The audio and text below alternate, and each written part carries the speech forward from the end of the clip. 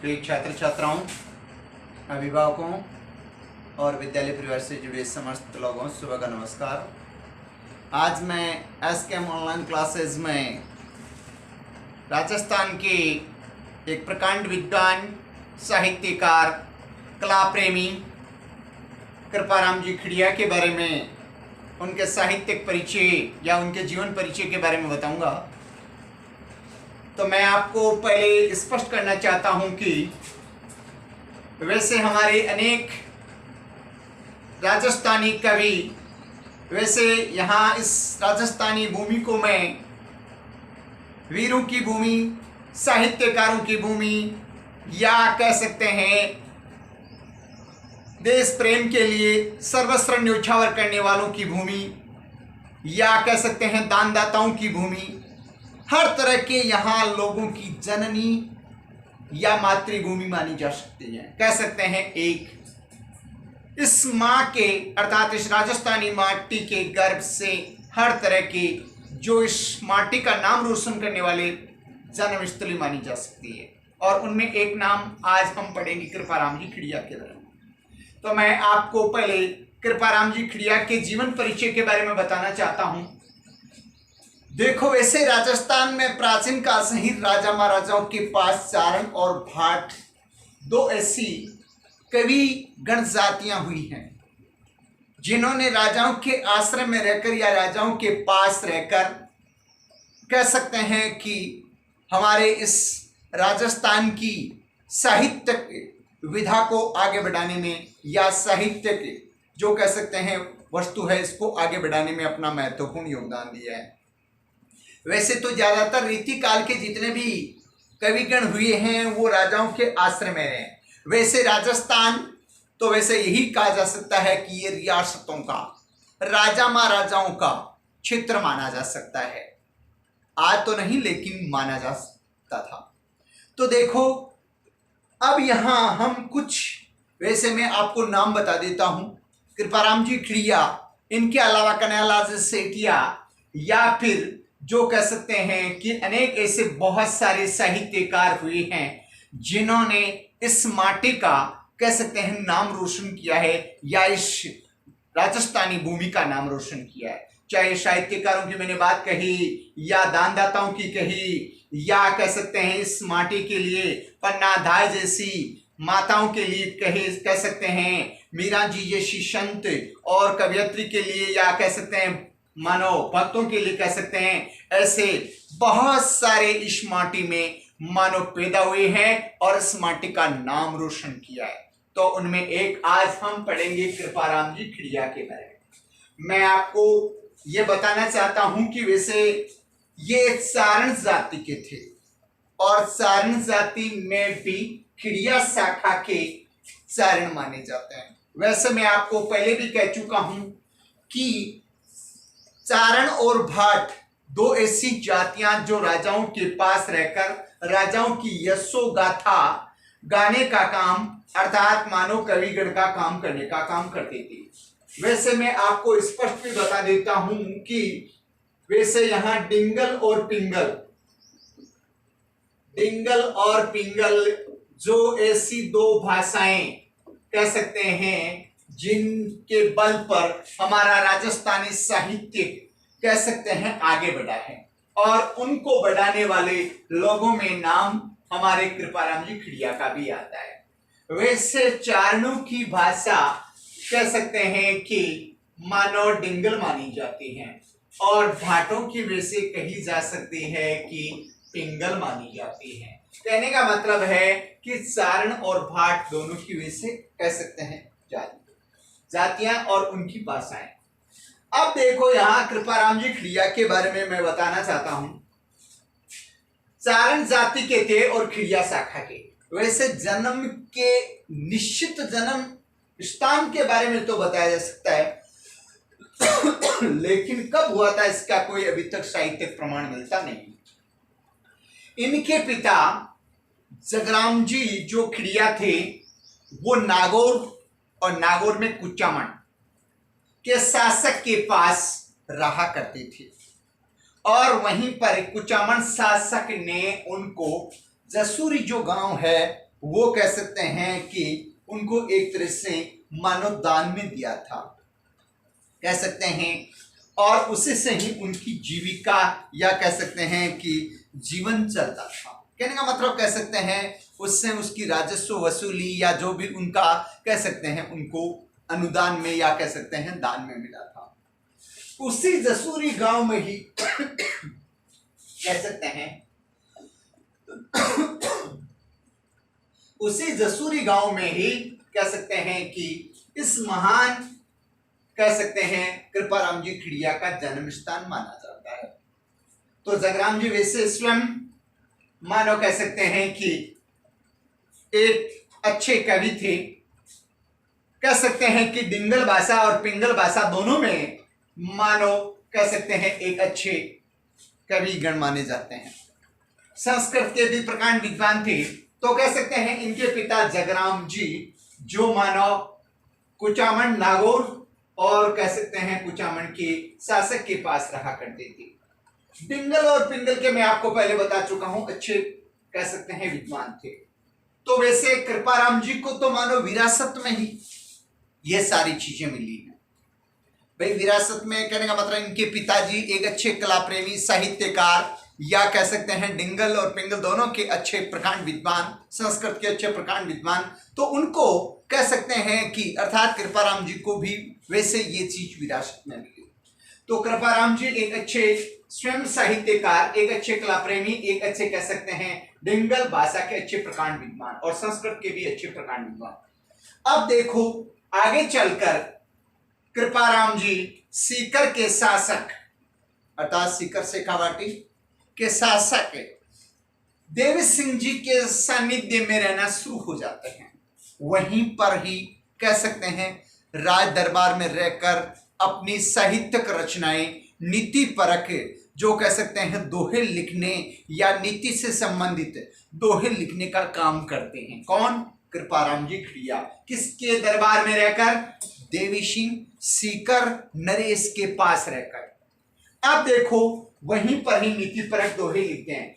अब ध्यान दें सीकर नरेश के मृत्यु के बाद उनके पुत्र लक्ष्मण सिंह के पास भी रहते हैं, अर्थात पिता पुत्र दोनों के सानिध्य में रहकर कृपाराम जी खिड़िया ने कह सकते हैं कि अपनी साहित्यिक रचना या साहित्य पृष्ठभूमि का कह सकते हैं नीति परक दोहे लिखने का काम उन्होंने किया है।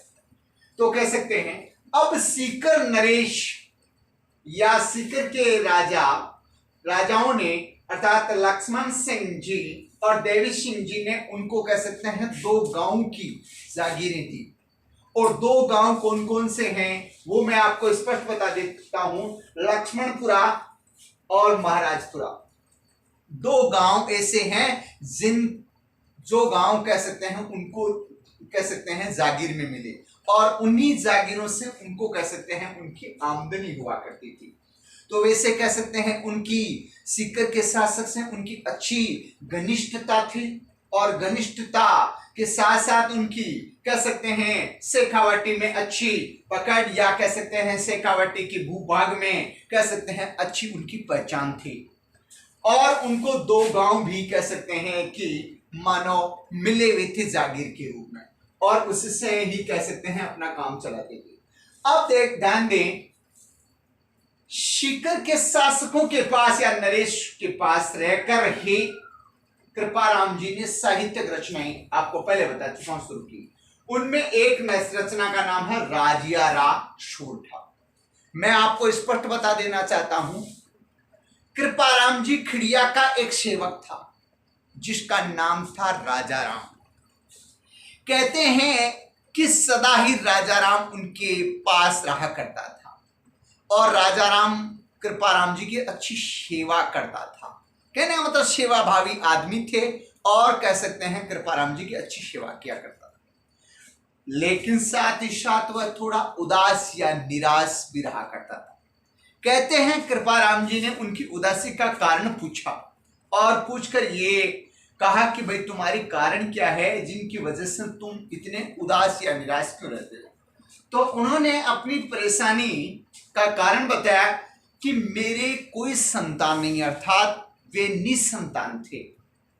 निसंतान होने के कारण,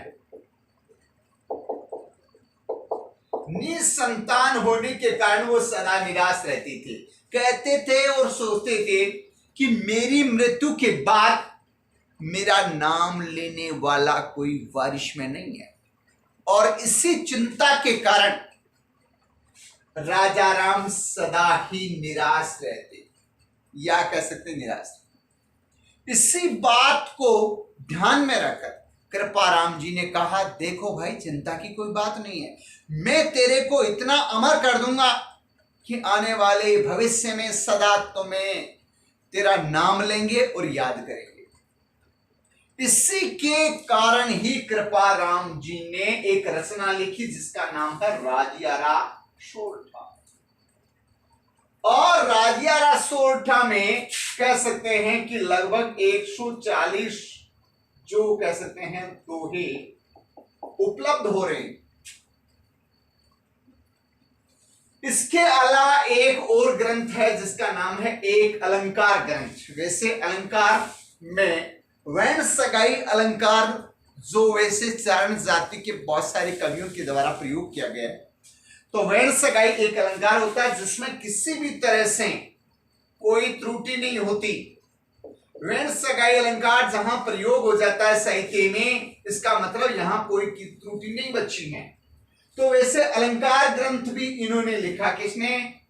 कृपाराम जी खिड़िया ने। और एक नाटक भी लिखा जिसका नाम है चालकनेशी। चालकनेशी जो नाटक भी लिखा, हालांकि उनकी एकमात्र रचना राजाराम के बारे में लिखी हुई राजियारा सोरठा है, वो ही उपलब्ध है। कहने का मतलब, हालांकि यहां 3 रचनाओं के नाम माने जा सकते हैं, चालकनेशी नाटक है, राजियारा सोरठा है, एक अलंकार ग्रंथ है, लेकिन केवल और केवल राजियारा सोरठा ही उपलब्ध है। इनके अलावा और चीजें उपलब्ध नहीं है। अब ध्यान देवें, कृपाराम जी जो कह सकते हैं, मैं आपको पहले बता चुका हूं कि वैन सगाई अलंकार का प्रयोग करने वाले। और सोरठा छंद, यहां मैं आपको स्पष्ट करना चाहता हूं सोरठा छंद के बारे में। सोरठा एक वैसे छंद है, उसमें कह सकते हैं 11-13। कहने का मतलब, ये वैसे दोहे का क्या होता है, उल्टा। तो यहां वैन सगाई अलंकार का प्रयोग किया है, सोरठा छंद का प्रयोग किया है। अब ध्यान दें, जो राजियारा सोरठा उपलब्ध है वो प्रथम नीतिपरक रचना मानी जा सकती है, अर्थात नीति से संबंधित। कहने का मतलब ज्ञानवर्धक बातें। भाई जैसे मान लो उदाहरण के लिए कि किसी भी काम को करें तो नीति से संबंधित कार्य होगा तो ही वो सफल होगा, अन्यथा सफल नहीं होगा।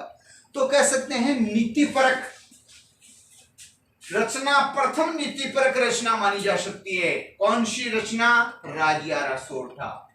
तो राजियारा सोरठा जो वर्तमान में उपलब्ध है वो प्रथम नीतिपरक रचना मानी जा सकती है। और लगभग इसमें 140 जो कह सकते हैं, जो मानो यहां जो कह सकते हैं सोरठे उपलब्ध हैं।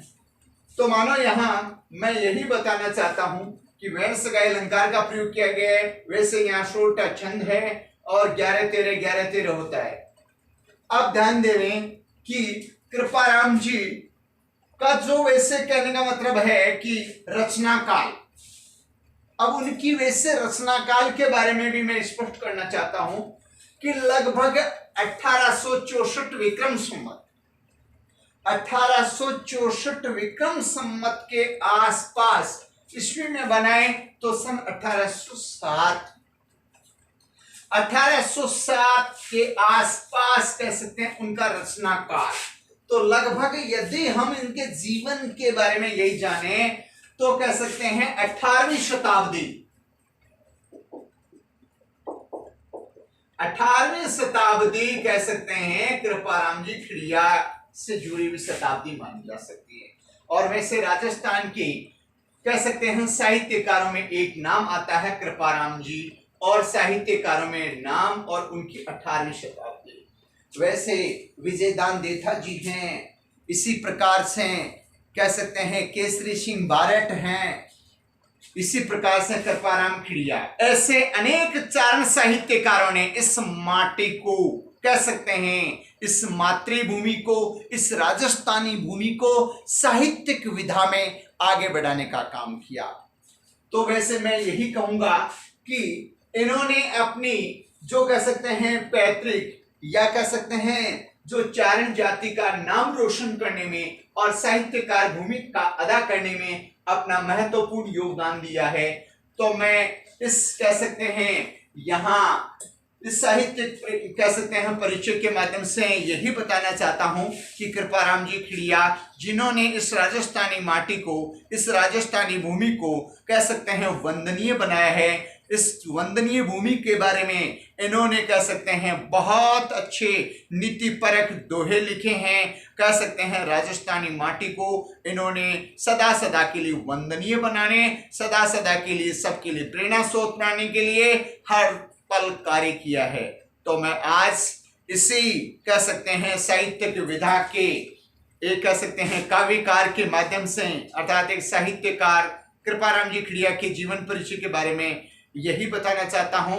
और मैं सभी विद्यार्थियों से यही कहना चाहता हूं कि वो ज़्यादा से ज़्यादा घर पर रहें, पढ़ाई करें और आने वाले भविष्य में हो सकता है कोरोना की वजह से कुछ जो कह सकते हैं कक्षाओं में देरी हो जाए या कह सकते हैं नियमित जो क्लासें लगने में देरी हो जाए, तो उसके लिए भी मैं यही कहूँगा हो सकता है देर हो सकती है। इसलिए ज़्यादा से ज़्यादा समय में आप घर पर रहें, सुरक्षित रहें और ज़्यादा से ज़्यादा ऑनलाइन क्लासेस या अपने विद्यालय की जो अन्य कह सकते हैं सहायक सामग्री जिनमें चाहे किसी भी विषय की हो उनको सहयोग में लेते हुए कह सकते हैं ज़्यादा से ज़्यादा पढ़ाई करें।